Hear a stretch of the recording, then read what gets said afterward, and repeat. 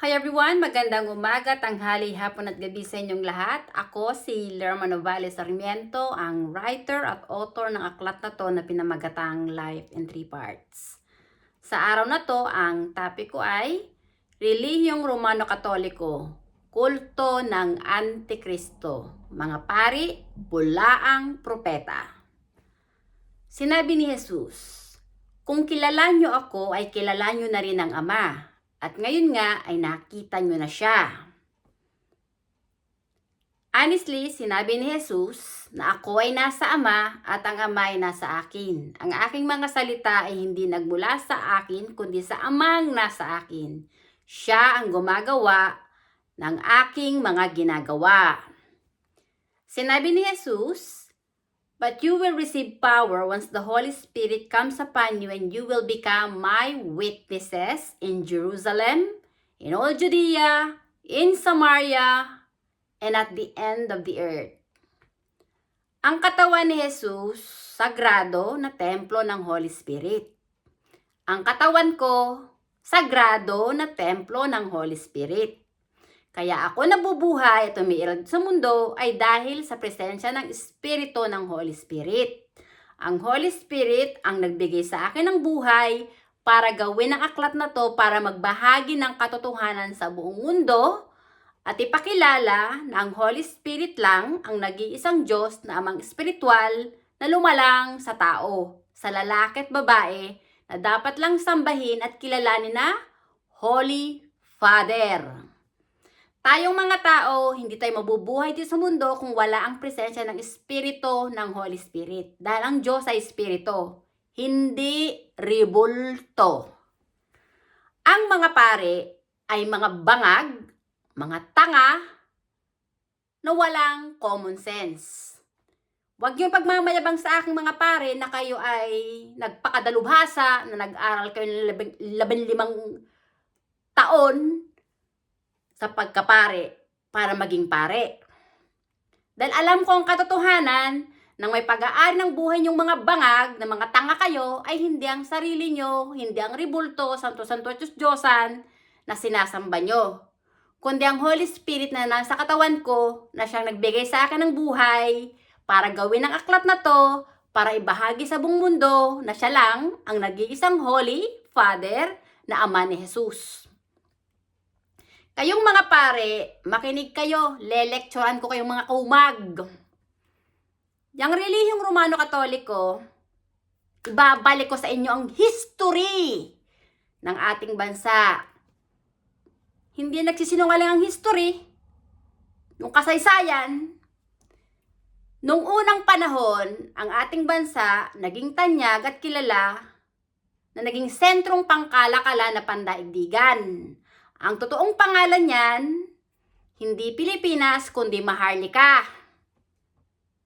Itong bangag at bulaang propeta na si Ferdinand Magellan napadpad sa kanyang paglalayag at nakarating sa bansa natin at siya ang nagdala ng relihiyong Romano-Katoliko noong 1521. Nasa historian, kayong mga pare, magsaliksi kayo. At gawa ng hayop na yan na si Ferdinand Magellan, yung dating malaya at mapayapa na bansa na puspos ng kalayaan at liwanag, namuhay sa kadiliman dahil sinakop ng mga Espanyol. Yung putang ina na si Philip II, yung hari ng Espanya, inangkin niya ang lupa na hindi niya pag-aari. Sinakop niya at pinalitan niya ng pangalang Pilipinas na isunod sa pangalan niya. Kayong mga pare, nasa sa Bible, di ba? Sa 10 utos. Huwag mong aariin ang hindi mo pag-aari. Sinabi yan sa batas ng Diyos. Anong ginawa ng pare, ng mga pare ng Espanyol? Nananakop sa lupang hinirang ng Diyos. Inari nila ang lupang hinirang ng Diyos ng Holy Spirit na pag-aari nila. Binura nila yung pangalang Maharlika at pinalitan nila ng pangalang Pilipinas na isinunod doon sa pangalan ng Judas na hari ng Espanya na si Philip II na protektor ng relihiyon ng Romano-Katoliko. Magsaliksi kayong mga pare! Yung lahat ng sinasabi ko, totoo yan. Kayong mga pare, who gives you the authority na mangaral ng salita ng Diyos kung hindi nyo pala tinanggap ang Diyos kay Jesus, yung Ama ni Jesus. Hindi nyo alam na mga bangag kayo. Ang may pag-aari ng inyong katawan at kaluluwa ay ang Holy Spirit, hindi ang sarili nyo. Tapos, inidolo nyo ang sarili nyong mga bangag na tawagin kayong Father. Putang ina ninyo, sa tingin nyo, iidolihin ko kayo? Eh, ang Holy Spirit ang gumigising sa akin. Yun yung Father ng kaluluwa ko na siyang gumigising sa akin everyday. Hindi kayong mga bangag. Hindi yung Pope yung kupal na nandoon sa Vaticano. Putang ina ninyo, makinig kayo ha. Si Jesus, kinuha niya sina Peter na maging disipulo niya. Si Peter hindi nakahihigit kay Jesus. Hindi si Peter nakakahigit sa Holy Spirit. Makinig kayong mga bangag, kayong mga pare. Yung katawan ni Peter, templo ng Holy Spirit. Ang may pag-aari ng buhay ni Peter, na siyang pinili ni Jesus para ipagpatuloy yung ginawa ni Jesus na mangaral ng salita ng Diyos, na ipakilala ang Holy Spirit, ang dapat lang sambahin na Holy Father. Hindi nagawa ni Peter yun. Kaya nga sinabi ni Peter, nung namatay siya, pabaliktad siyang patayin dahil hindi niya nagampanan ang inuutos sa kanya ng Diyos. Eh kayong mga pare, sasabihin nyo na kayo yung mga sugo ng Diyos? Paano kayo naging sugo ng Diyos na mga putang ina ninyo? Ni isang tao wala kayong hinikayat na mag-repent at magbalik loob sa Holy Spirit at kilalanin ng Holy Spirit ang Diyos na siyang gumigising sa tao, na siyang Ama ni Jesus. Kayong mga pare, nagsuot lang kayo ng abito na puti. Pero hindi nyo ginampanan ang ginampanan ni Jesus na mangaral ng salita ng Diyos na ipakilala sa buong mundo ng Holy Spirit na nasa katawan ni Jesus, ang siyang nananahan sa katawan ng bawat tao ang dapat lang sambahin at kilalanin na Father. Anong ginawa niyong mga pare? Inidolo niyo ang mga sarili niyo. Tapos si Tatay Digong, na siyang pinili ng Holy Spirit, na nasa saad sa aklat na to. Hero si Tatay Digong. Yung katawan ni Tatay Digong, templo ng Holy Spirit. Kayong mga pare, ang katawan nyo, templo rin ng Holy Spirit. Si Tatay Digong, ang perfect God na kanyang sinasambay ang Holy Spirit na parati niyang kasama. Kayong mga pare, ang sinamba niyong mga putang ina ninyo, yung mga ribulto, santo-santuhan at Diyos-Diyosan na dinala ni Ferdinand Magellan, na dinala ng mga Espanyol. Nandito tayo sa huling panahon. Sinabi ng Panginoon, sa huling mga araw, may kukuhanin siyang anak na babae na prangka sa mundo, na siyang magpapatotoo sa kanya. Sa dinami-dami ng tao sa mundo, hindi ko pinili ang Holy Spirit. Siya ang pumili sa akin. At nasasaad sa banal na kasulatan, sinabi ng Panginoon, bago ka pa man ipinanganak, ay kilala na kita. Pinili kita para maging propeta sa buong nasyon. Ako, hindi ako iiral sa mundo mag-isa kung wala ang presensya ng Espiritu ng Holy Spirit. Dahil ang Espiritu ang nagbibigay ng buhay sa tao. At ang katawan na walang Espiritu ay patay, ibinabaon sa lupa. Sinabi ni Jesus, if you believe in me, you believe in the Father who sent me. And when you believe in me, I and the Father will come to you and abide in you. Ako, hindi ko nabubuhay mag-isa.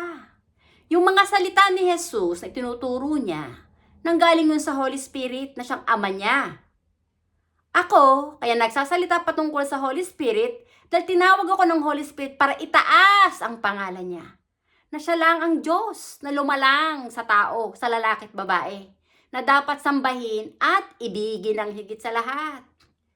Kayong mga pare, mga bulaang propeta kayo na nagsuot lang ng abitong puti. Lahat ng katawan yung mga pare, templo ng Holy Spirit. Ang may pag-aari ng buhay yung mga ulupong, mga Judas kayo, mga bulaang propeta kayo, mga demonyo kayo, ay ang Holy Spirit na parati kong kasama. At kung inaakala niyo natatakot ako sa inyo, hindi ako natatakot kahit kanino. Dahil alam ko na ako traveler lang dito sa mundo na binigyan lang ng buhay ng pansamantala ng Holy Spirit.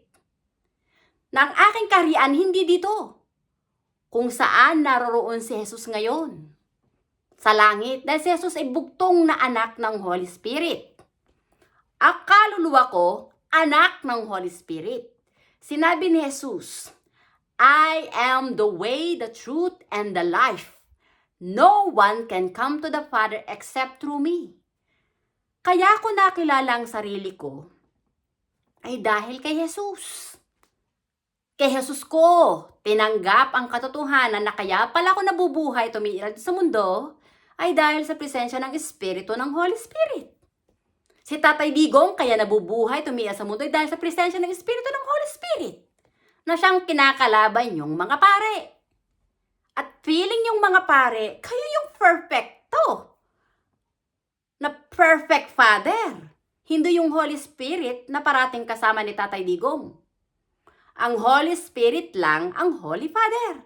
Yung Pope nyo dyan sa Vaticano ay kupal. Tao lang yun na pinahiram ng buhay ng Holy Spirit. Mga antikristo kayong mga pare. Mga pare ang nagpapakot, nagpapatay kay Jesus. Hindi nyo alam na yung katawan ni Jesus ay templo ng Holy Spirit.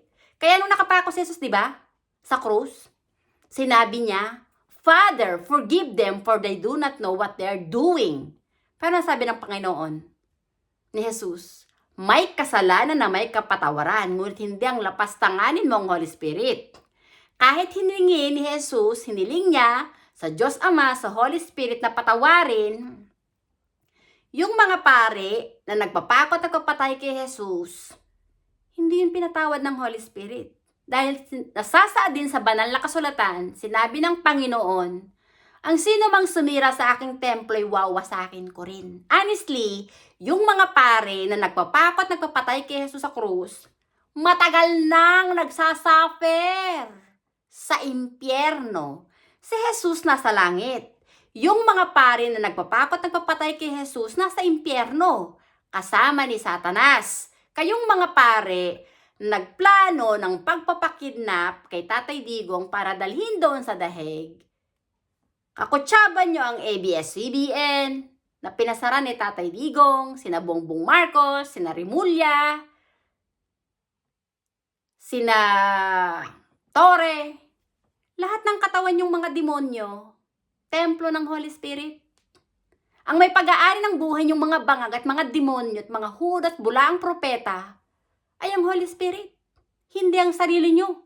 Lahat ng tao, binigyan lang ng buhay na pansamantala ng Holy Spirit para mamuhay dito sa mundo.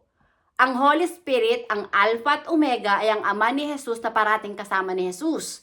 Kaya sinabi ni Jesus, ako ay nasa Ama at ang Ama ay nasa akin. Si Jesus hindi nabuhay mag-isa nung siya naririto sa lupa.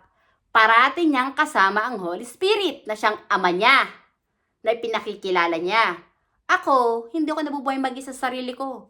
Kaya ako nabubuhay dahil sa presensya ng Espiritu ng Holy Spirit na siyang Ama ni Jesus, na lumalang sa akin sa sinapupunan ng aking ina. Kaya ako nag-exist dito sa mundo dahil yung aking ama at ina pinag-isang katawan ng Diyos. Dahil yung katawan ng aking ama at ina pareha sa templo ng Holy Spirit na pinagbuklod ng Holy Spirit para mag-isang katawan. Kaya nabuo ako sa sinapupunan ng aking ina. Kaya sumulpot ako dito sa mundo. Kayong mga pare, putang ina ninyo, lumabas kayo sa sinapupunan ng inyong ina. Ngayon, pag naging pare kayo, tatawagin kayo ng inyong ina na Father? Ang tatanga nyo Putang ina ninyo kayong mga pare, bilang ng mga araw nyo. Yang relihiyong Romano-Katoliko na dinala ng mga Espanyol, gigibain na yan. Ang Holy Spirit lang ang dapat kilalanin na Father at hindi kayong mga kupal, mga bangag, mga adik na sumasamba sa rebulto. Katapusan na. We are in the last days. The coming of the Lord is at hand. Ang Holy Spirit lang ang nag-iisang Diyos at Holy Father na dapat kilalanin at sambahin. Hindi yung Pope nyo na nandoon sa Vaticano, na kupal, na pinahiram lang ng buhay ng Holy Spirit, na nagmamataas at nagmamayabang sa Holy Spirit. Yung Pope nyo, demonyo, antikristo, pinakapinuno nyo. Kayong mga paring mga antikristo, mga kupal, hindi kayo mga banal, mga salot kayo dito sa mundo, na nanlilin lang sa mga tao, nalapas tanganin ng Holy Spirit, tumalikod sa Holy Spirit, na siyang Diyos na lumalang sa tao, at doon sumamba sa mga rebulto, santo-santo, Diyos-Diyosan, na inukit ng kamay ng tao. Kasuklam-suklam yan at kasalanan na walang kapatawaran sa Holy Spirit. Yang relihiyong Romano-Katoliko na dinala ng mga Espanyol sa lupang hinirang ng Holy Spirit ay antikristo na kulto. Hindi kayo nakahihigit sa Holy Spirit ng mga demonyo kayo.